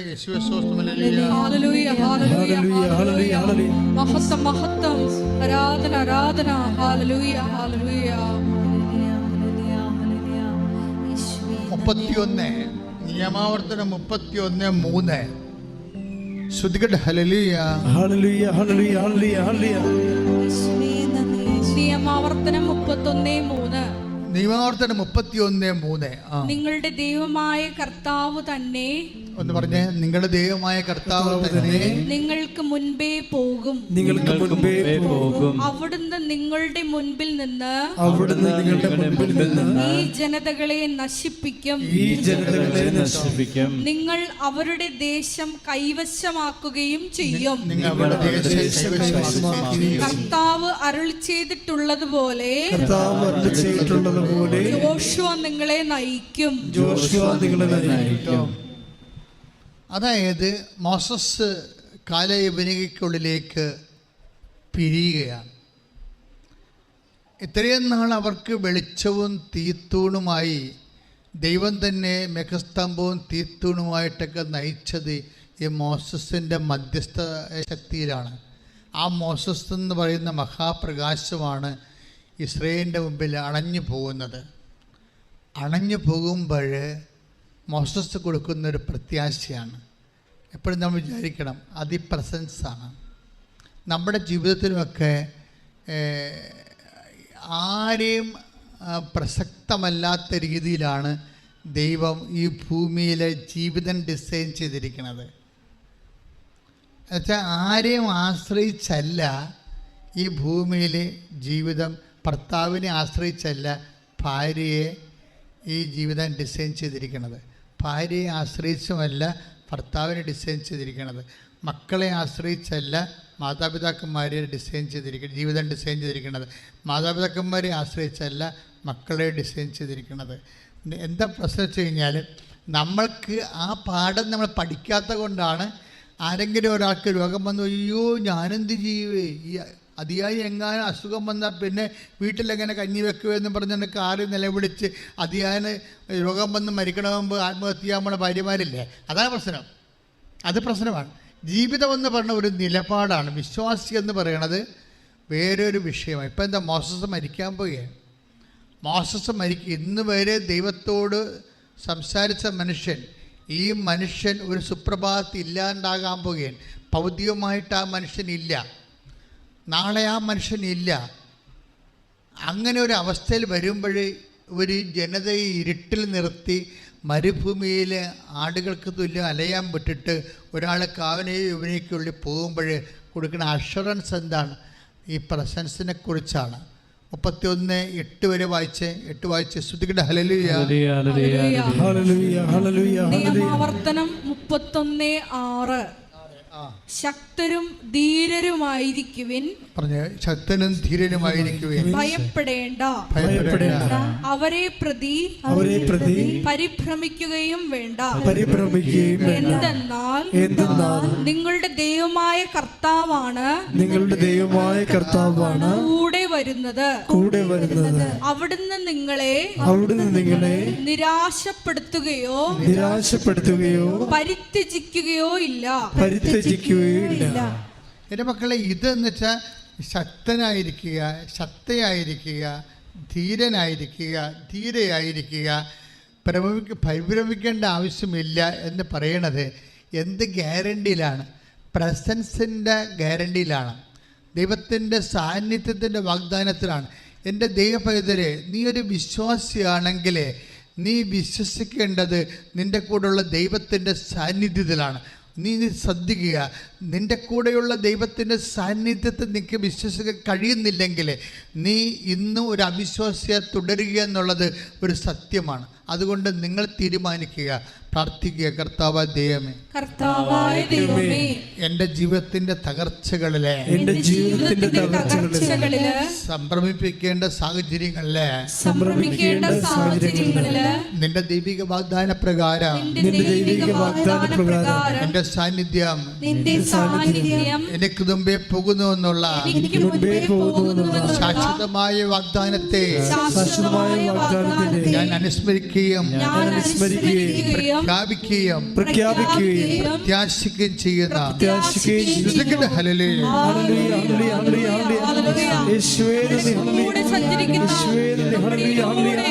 എന്തെങ്കിലും തകർച്ച വന്നാലേ, എന്തെങ്കിലും ഒറ്റക്കായി പോകുന്ന തോന്നിയാലേ, ഒരു വിശ്വാസിയുടെ ജീവിതത്തിൽ അങ്ങനെ ഒരു സ്റ്റാറ്റസ് ഇല്ല. ഒറ്റക്കായി പോകുന്ന സ്റ്റാറ്റസ് ഇല്ല, ഒരിക്കലും ഉണ്ടാകത്തുമില്ല. അവിശ്വാസികളുടെ ജീവിതത്തിലുണ്ടാകും. അവർക്ക് 1000 പേര് കൂടെ നിന്നാലും ആരുമില്ലെന്ന് തോന്നിപ്പോകും. മനസ്സിലായി? ആരും കൂടെ ഇല്ലെങ്കിലും അത് നോക്കിയേ, മോസസ് മരിക്കാൻ നേരം 31:1 എടുത്തേ, 31:2 മോശ ഇസ്രായേൽ ജനത്തോട് പറഞ്ഞു. നിയമാർത്ഥം 31:2 അവൻ പറഞ്ഞു എനിക്കിപ്പോൾ 120 വയസ്സായി. നിങ്ങളെ നയിക്കാൻ എനിക്ക് ശക്തിയില്ലാതായി. ഇങ്ങനെ സംഭവിക്കാറുണ്ട്, നിങ്ങളെ നയിക്കാൻ എനിക്ക് ശക്തിയില്ല. ഇപ്പം നമ്മുടെ കുടുംബത്തിൽ അങ്ങനെ സംഭവിക്കാം. ചില ആൾക്കാർ ജോലി ചില സമയത്ത് പോകും, ചില ജോലി പോകും, വരുമാനം നഷ്ടപ്പെടും, കുടുംബത്തെ നയിക്കാൻ ശക്തി ഇല്ലാണ്ടായി പോകും. അപ്പോൾ ഇതൊക്കെ നമ്മൾ കൈയും കാലിട്ട് അടിക്കേണ്ട ആവശ്യമില്ല. നിങ്ങൾ ഈ സാക്ഷ്യങ്ങൾ കേട്ടുകൊണ്ടിരിക്കണം, അപ്പോൾ കൈകാലിട്ട് അടിക്കല് ചെയ്യേണ്ടത്. നിങ്ങൾക്ക് എന്തെങ്കിലും ഒരു ആപത്ത് സംഭവിച്ചു നിങ്ങൾ ഒറ്റക്കായി പോയെന്ന് തോന്നിക്കഴിഞ്ഞാൽ അപ്പം തന്നെ നിങ്ങൾ ഉടമ്പടി സാക്ഷ്യം എടുത്ത് കേൾക്കണം. എന്താണ്? തൻ്റെ വാഗ്ദാനങ്ങൾ വാക്ക് പാലിക്കുന്ന ദൈവത്തെ കണ്ടെത്താൻ കഴിയും. കൈയിടിച്ച് കർത്താവിനെ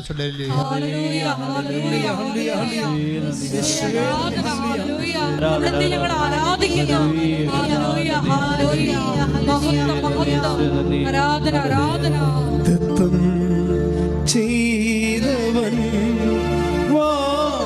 വാക്കുമാറുമോ? ഇല്ല ഇല്ല, ഒരിക്കലുമില്ല, ഇല്ല ഇല്ല, ഒരിക്കലുമില്ല, അവൻ വാക്കുമാറുകില്ല. പരിശുദ്ധ പരമദിവ്യകാരുണ്യത്തിന് ആരാധനയും സ്തുതിയും പുകഴ്ചയും ഉണ്ടായിരിക്കട്ടെ. നമ്മൾ മറ്റു പ്രാർത്ഥനാ രൂപങ്ങൾ പോലെയല്ല. മുട്ടയിട്ട് കഴിഞ്ഞിട്ട് അടയിരിക്കണം, അതാണ് പ്രശ്നം. ചില പക്ഷികളൊക്കെ സ്വാഭാവികമായ രീതിയിൽ മത്സ്യങ്ങളെ പ്രത്യേകിച്ച് മുട്ടയിട്ടിട്ട് അതുങ്ങളെ പോയി കളയും അവിടുന്ന്. ചിലത് മാത്രമാണ് അടയിരിക്കണത്. ഉടമ്പടിയുടെ രീതി, നമ്മൾ ഉടമ്പടി ചെയ്ത വചനത്തിൽ നമ്മൾ അടയിരിക്കേണ്ടി വരും. നമ്മുടെ പ്രാർത്ഥനയുടെ വിശ്വാസത്തിൻ്റെ നമ്മുടെ വിശ്വസ്തയുടെ ചൂട് കൊണ്ടാണ് ഇത് വിരിയണത് ശരിക്കും. അപ്പം നിങ്ങളിങ്ങനെ ഉടമ്പടി എടുത്തിട്ടുണ്ടെന്ന് പറഞ്ഞ് കറങ്ങി നടന്നിട്ട് കാര്യമില്ലെന്നായി പറഞ്ഞതിൻ്റെ അർത്ഥം മനസ്സിലായില്ലേ? ഉടമ്പടി എടുത്താൽ ആ എല്ലാം വിരിയും, വിരിയാതെ ഒന്നും ഇരിക്കത്തില്ല. അപ്പോൾ എന്താ സംഭവിച്ചത്? നമ്മൾ അതിൻ്റെ കൂടെ വിശ്വസ്തതയും വിശ്വാസവും, വിശ്വസ്തതയെന്ന് പറയുമ്പോൾ നമ്മൾ കാണിക്കുന്ന എല്ലാ സൽപ്രവൃത്തികൾ, പ്രാർത്ഥനയെല്ലാം വിശ്വാസത്തിൽ നിന്നുണ്ടാകുന്നതാണ്. നമ്മൾക്ക് പ്രത്യക്ഷിക്കുന്ന പ്രാർത്ഥന ചൊല്ലുന്നു അല്ലേ, അത് നമ്മുടെ വിശ്വാസം എന്നുള്ളതാണ്. പക്ഷെ നമ്മൾ രോഗികളെ പോയി കാണുന്നു, അതുപോലെ തന്നെ അറിവില്ലാത്തവർക്ക് അറിവ് പറഞ്ഞു കൊടുക്കുന്നു, സുവിശേഷം പ്രചരിക്കുന്നു, അതുപോലെ തന്നെ കർത്താവിനെ അറിയാത്ത അറിയിക്കാൻ വേണ്ടി കൃപാസനം പത്രം മിഷൻ ജോലി ചെയ്യുന്നു. അതെല്ലാം വിശ്വസ്തതയുടെ ഭാഗമാണ്. വിശ്വാസത്തെക്കാളുപരി വിശ്വസ്തതയാണ്. ഇതെല്ലാം ഒരു തരം മുട്ടയുടെ പുറത്തിരുന്ന് ചൂട് കൊടുത്ത്, വിശ്വസ്തതയുടെ ചൂട് കൊടുത്ത് ഉടമ്പടിയുടെ വാഗ്ദാനങ്ങളുടെ മുട്ടകളെ നമ്മൾ വിരിയിക്കുന്നതിൻ്റെ ഭാഗമാണ്.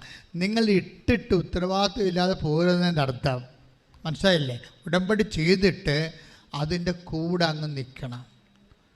അതുകൊണ്ടാണ് കൂടെ നിൽക്കാൻ പറ്റാത്തവർ ഞങ്ങൾ ഉടമ്പടി ചെയ്യിക്കാത്തത്. 18 വയസ്സിന് താഴെയുള്ള ആൾക്കാർ ഇവർ ഉടമ്പടിയുടെ കൂടെ നിൽക്കുക ഞങ്ങൾക്ക് വിശ്വാസമില്ല, അതുകൊണ്ട് ചെയ്യിക്കത്തില്ല. 65 വയസ്സിന് മുകളിലുള്ള ആൾക്കാർ ഉടമ്പടിയുടെ കൂടെ നിൽക്കുന്നത് ഞങ്ങൾക്ക് വിശ്വാസമില്ല, ഉടമ്പടി ചെയ്യിക്കത്തില്ല. അതൊക്കെ കാര്യത്തിൽ അവർ ചെയ്യും, ആ പ്രാർത്ഥനയൊക്കെ അവർ ചെയ്യും, അത്രേ ഉള്ളൂ. പ്രാർത്ഥന കൊണ്ട് ഇത് വർക്ക് ചെയ്യത്തില്ല.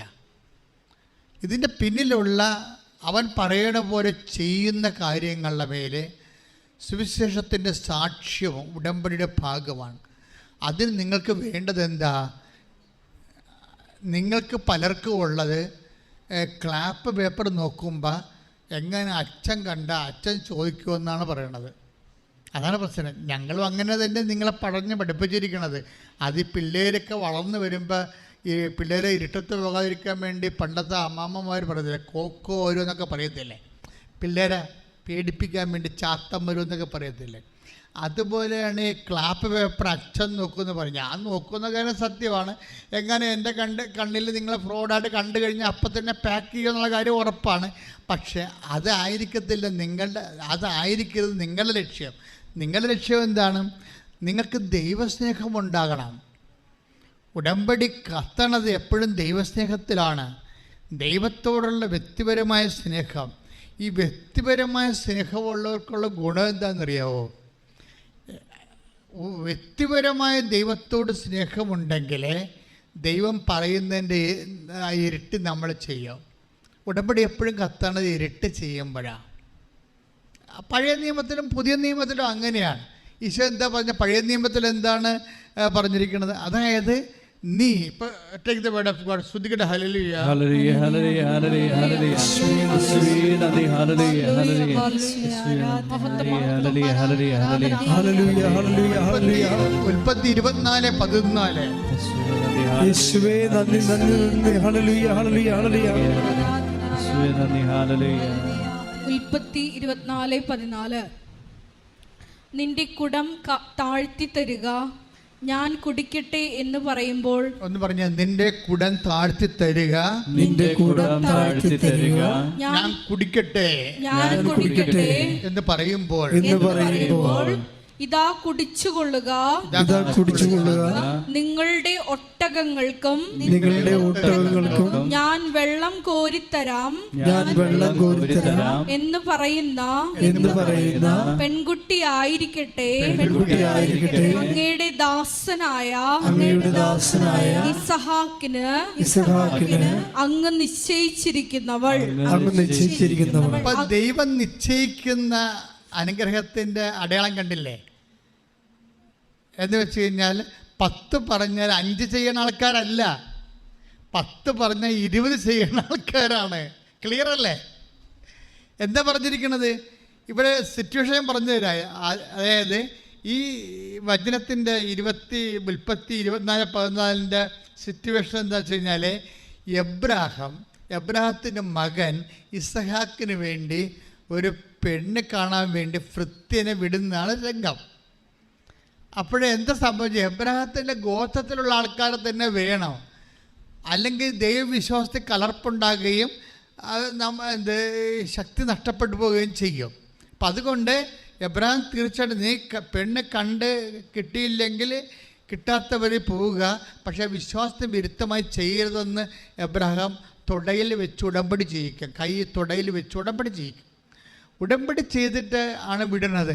അപ്പോൾ ഇവൻ ആദ്യമായിട്ട് ഹരാനിൽ ചെല്ലുമ്പോൾ ഇവൻ ഒരു പ്രാർത്ഥന പ്രാർത്ഥിക്കും. ദാസൻ എന്നാ പ്രാർത്ഥിക്കണത്? കർത്താവേ, ഞാൻ കുടിക്കാൻ വേണ്ടി വെള്ളം കോരാൻ ഈ നാട്ടുകാരായ സ്ത്രീകൾ ഒത്തിരി കിണറ്റി വരുന്നുണ്ട്, കിണറ്റിൻ ചുവട്ടിലോട്ട് വരുന്നുണ്ട്. അങ്ങ് തന്ന ആളാണെന്ന് ഞാൻ മനസ്സിലാക്കുന്നത് ഈ അടയാളത്തിലായിരിക്കും. ഞാൻ വെള്ളം കുടിക്കാൻ ചോദിക്കുമ്പോൾ അവരരയിലെ കുടം ഇങ്ങനെ കമത്തി എൻ്റെ കയ്യിലോട്ട് ഒഴിച്ചു തരും.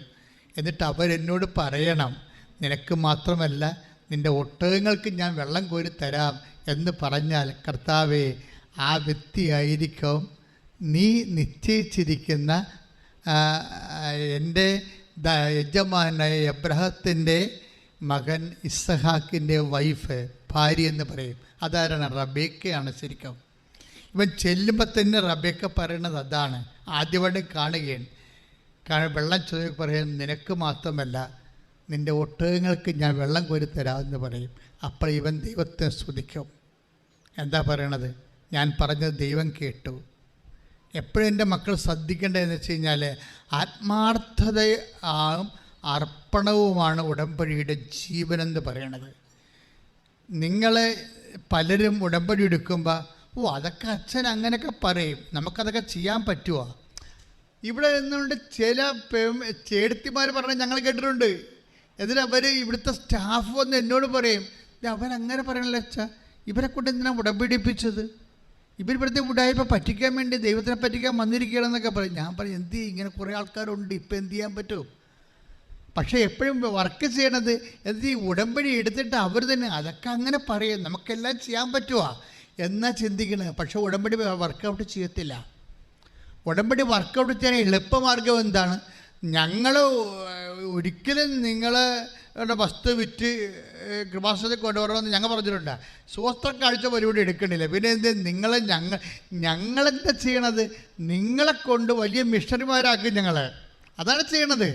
നിങ്ങളെ കൊണ്ട് വലിയ മിഷണറിമാരാക്കും. മിഷണറിമാക്കിയിട്ട് എന്ത് പറയും? നിങ്ങൾ ചെയ്യണ ജോലി അത് നിങ്ങളെ ഇരട്ടി ചെയ്യാൻ നോക്കണം. അത് എന്തേ ഞാനിങ്ങനെ പറഞ്ഞാൽ, എനിക്ക് ദൈവത്തിൻ്റെ ഈ മൈൻഡ് സെറ്റ് ബൈബിളിലുണ്ട്. നിൻ്റെ കൂടെ 1 മൈൽ പോകാൻ ആഗ്രഹിക്കുന്നതിൻ്റെ കൂടെ നീ അതാണ് സംഭവം. 5:41 എടുത്ത് മത്തായി 5:41.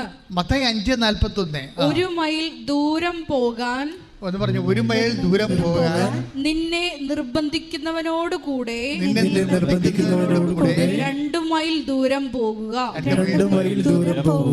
മനസ്സിലായില്ലേ? മൈൻഡ് സെറ്റ് അതാണ്. അപ്പോൾ ഞങ്ങൾ ചിലപ്പോൾ ഈ ഒരാഴ്ച 1 രോഗിയെ കാണാനാണ് പറയണമെങ്കിൽ നിങ്ങൾ 2 രോഗികളെ പോയി കാണണം.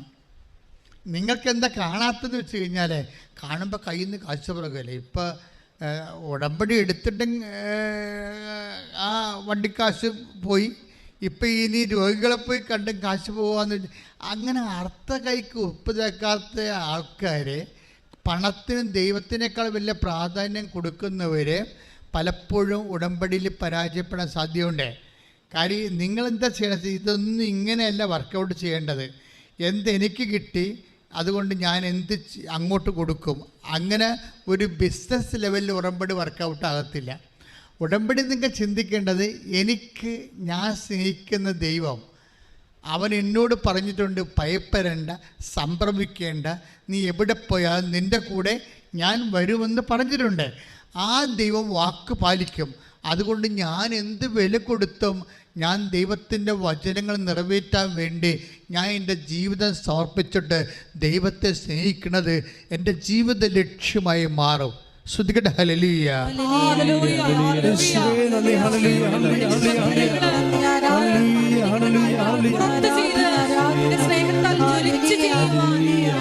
ആരാധനയിലൂടെ അഭിഷേകം ചെയ്യുന്നതേ. ഹല്ലേലൂയ, ഹല്ലേലൂയ, ആരാധന. ഹല്ലേലൂയ, ഹല്ലേലൂയ, ഹല്ലേലൂയ. യേശുവേ ആരാധന, മഹത്വം, മഹത്വം. ആരാധന, ആരാധന. ആരാധന, യേശുവേ ആരാധന. പരിശുദ്ധ പരമദിവ്യകാരുണ്യത്തിന് നേരവും ആരാധനയും സ്തുതിയും പുകഴ്ചയും ഉണ്ടായിരിക്കട്ടെ.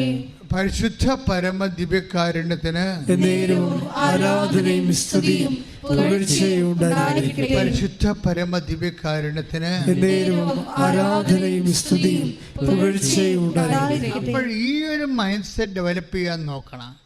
എന്ന് വെച്ചാൽ ദൈവസ്നേഹത്തിൽ നിറഞ്ഞ് മാക്സിമം ദൈവത്തിൻ്റെ സുവിശേഷത്തിൻ്റെ വചനത്തിൻ്റെ സാക്ഷിയായി മാറാൻ വേണ്ടി നോക്കണം. അങ്ങനെ വരുന്നു കഴിയുമ്പോൾ കുറച്ച് കഴിയുമ്പോൾ നിൻ്റെ ഒരു ആത്മാർത്ഥത ദൈവം വിവേചിച്ച് മനസ്സിലാക്കിയിട്ട് നിനക്ക് ഉടമ്പടിയുടെ ഫലങ്ങളിലേക്ക് നിന്നെ ക്ഷണിക്കും ദൈവം. ഒരിക്കലും ദൈവം ആദ്യം അടയാളം കാണിക്കാൻ പറയരുത്. മനസ്സിലായ? അത് മണ്ടത്തരമാണ്. ചില ആൾക്കാർ അറിവില്ലായ്മ കൊണ്ട് അങ്ങനെ പറയും. എന്തെങ്കിലുമൊക്കെ ഉടമ്പടി വെച്ച 1-2 കാര്യങ്ങൾ നടക്കട്ടെ, എന്നിട്ട് ഞാനിങ്ങനെ ഉടുത്ത് കെട്ടി ഇറങ്ങാം സൽപ്രവൃത്തി ചെയ്യാൻ. നിൻ്റെ സൽപ്രവൃത്തി ചെയ്തിട്ട് ദൈവത്തിന് കഞ്ഞി വെക്കേണ്ട വല്ല കഥയുണ്ടാ? നീ എന്ത് ചിന്തിച്ച് നോക്കിക്കേ. നീ എന്താ പറയണത്? ഞാൻ ഉടമ്പടിയുടെ 1-2 അടയാളങ്ങൾ ദൈവം കാണിക്കട്ടെ, അങ്ങനെ കാണിച്ച് കഴിഞ്ഞിട്ട് ഞാൻ സൽപ്രവൃത്തി ചെയ്യാൻ വേണ്ടി ഇറങ്ങാമെന്ന് വെച്ചാൽ നിൻ്റെ സൽപ്രവൃത്തി കൊണ്ട് ദൈവത്തിന് എന്താ പ്രയോജനം? ഒരു പ്രയോജനമില്ല. നിനക്ക് തന്നെയാണ്. നിൻ്റെ ആത്മാവിനെ പുണ്യപൂർണ്ണമാക്കുന്നതിനും നിൻ്റെ ജീവിതത്തിലേക്ക് ദൈവം കടന്നു വരാൻ പറ്റുന്ന ദേശീയപാത ഒരുക്കുന്നതാണ് ഈ സൽപ്രവർത്തികളുടെ പ്രയോജനം. സൽപ്രവർത്തികൾ ഒരു ദേശീയപാത പോലെയാണ്. അതായത് നിൻ്റെ ജീവിതത്തിലേക്ക് ദൈവത്തിന് കടന്നു വരാൻ പറ്റുന്ന വിശാലമായ ഒരു പാതയാണ് സൽപ്രവർത്തികൾ ഒരുക്കുന്നത്. ദാറ്റ് മീൻസ് നീ വിശ്വസിക്കുന്നതെല്ലാം സത്യമാണെന്ന് നീ പ്രയോഗത്തിൽ കാണിച്ചിട്ട് നിൻ്റെ സത്യസന്ധത ദൈവം മനസ്സിലാക്കുന്നത് നിൻ്റെ സുവിശേഷ പ്രവർത്തികളിലൂടെയാണ്. പ്രാർത്ഥിക്കുക. കർത്താവ് ദൈവമേ, സത്യമായിട്ട് നിന്റെ വചനം വിശ്വസിച്ചിട്ട് അത് പ്രയോഗത്തിൽ കൊണ്ടുവരാൻ ആവശ്യമായ ദൈവസ്നേഹത്തോടെ എന്നെ വളർത്തണമേ, എന്നെ ഉയർത്തണമേ. ശ്രദ്ധിക്കട്ടെ.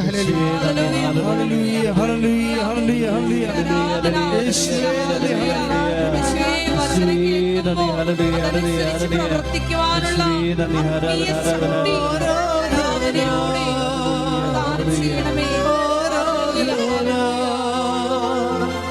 ആരാധന